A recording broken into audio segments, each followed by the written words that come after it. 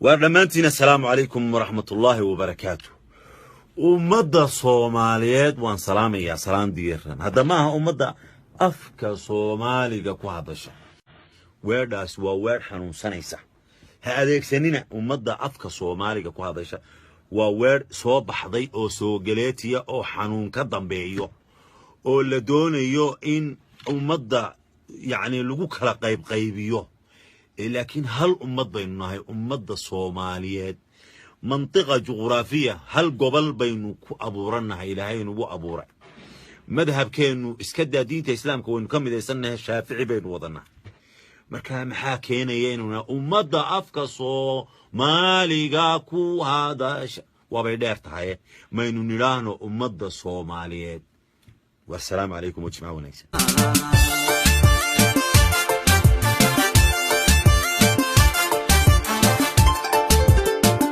ololaha kaalmee kuwan oo muddooyinka laga soo gudbay si xoogan dhexda ugu xidhay sidii ay isku tusi lahayeen dadka tabaalaysan ee intooda yar tahay iyo dadka dhaqaalahaan buuxa ee ciidanka eebe kaalmayn kara walaalahooda baahan ay waxay maanta qadar lacageed oo dhan $3,000 Maraykanka ku guddoonsiiyeen isbitaalka guud ee magaalada Hargeysa Asma Aadan Cabdi waa haweeney da'yar oo muddo ku sugan 4 sannadood xilligan la tacaalaysay xanuunka ansibay dhanka kaliya isla markaana ku sababay inay fadhiistaan maalin dhaafna 4 sannadood si xidhiidha loogu maydhay waaxda kaliyaha ee isla isbitaalka guud ee magaalada Hargeysa Cabdi Malik Muuse Coldon waa horjoogaha ololaha kaalmee kuwan geedkan jirridiisa ciid buu ku cunayaa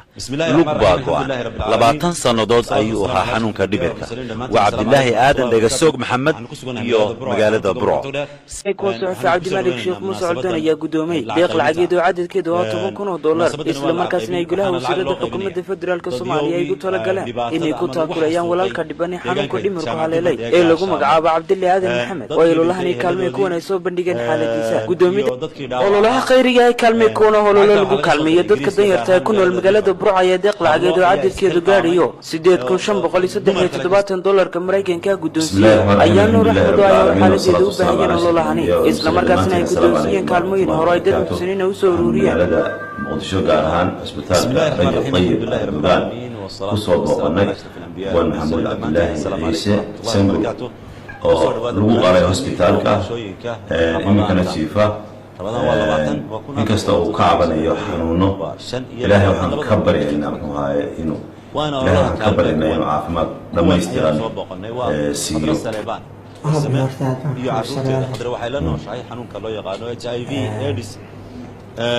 ololaha warbaahineed ee kaalmee kuwaani ayuu Cabdimalik Muuse Coldon lacag dhan $13,000 Maraykanka ku guddoonsiiyay fanaan qaran Cabdi Tahliil Warsame oo Muqdisho ku xanuunsanayay muddo ka badan 4 sano deeqdan lacageed ayaa waxa iska soo aruushay walaalo Soomaaliyeed kuwaasi oo ka danqaday dhibta xanuun ee fanaanka kadib markii horaantii bishii hore Cabdimalik uu baahiyay xanuunka dhibana Cabdi Tahliil لقد كان صير مع الصومالي تيب معها سيدا دونتيال معها حق شرعي حكومية الصومالي تيب مع سيدا دونتيال معها نلك أوكو سيدي واين سمدوا لك كرما هذيك أقول لك صور بكوبا نايو ما يساعد دونت مرينا بحيث كده يعطيك خافة طولك خطتي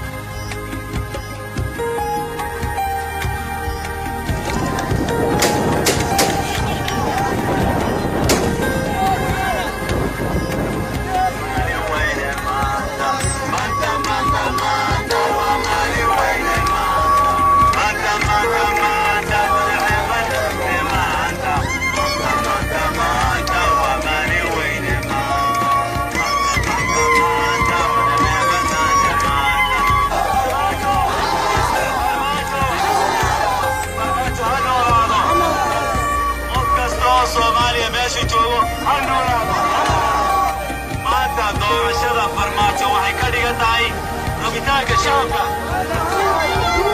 وحوية فرمانته وحوية شعبه وحضورتي صومالي وحياتي سيكتور وحياتي مضحتي يجا مثلا هو يجيني مثلا ما قاعد غلطان هو هذا هو مختلف هالريال ما تم الحوية فرمانته وحلقة سوية يرو كغدا بيو يروي يرو كغدا بيو وحلقة ربع تاجرياشة فرمانته inaanay ku eegaan moobilada ay duubayaan iyo munaasabada ay duubayaan waxaa laydinka rabaa inaad ku taageertaan wanaag kasta u hayo waxaan halkan uga mahadcelinayaa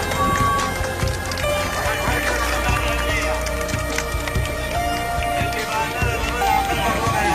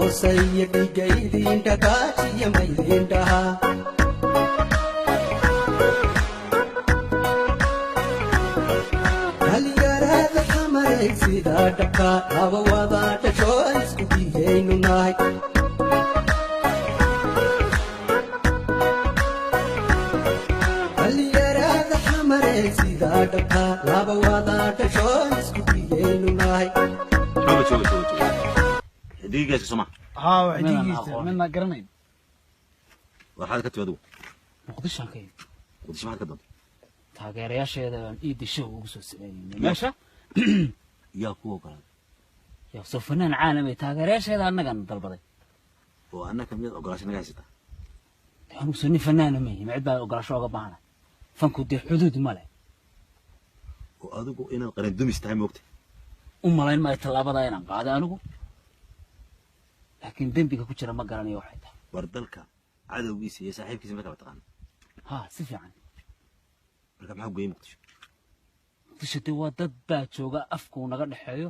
luqad naga dhaxaysa diin naga dhaxaysa dhaqan naga dhaxeeyo joog xagaad ka timaado anigu waxaan ka muuqda ka mujarka maay yaa kula socday Ethiopia Uruguay la socday Ethiopia ka قبل قبل ودحت ما درتها دلك صومالي ولا قايلة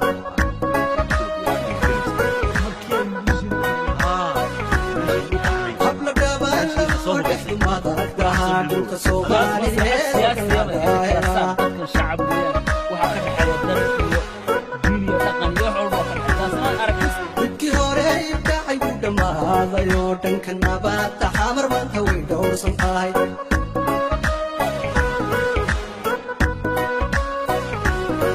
بدك هوري داعي ودما هذا يوتن كنا بات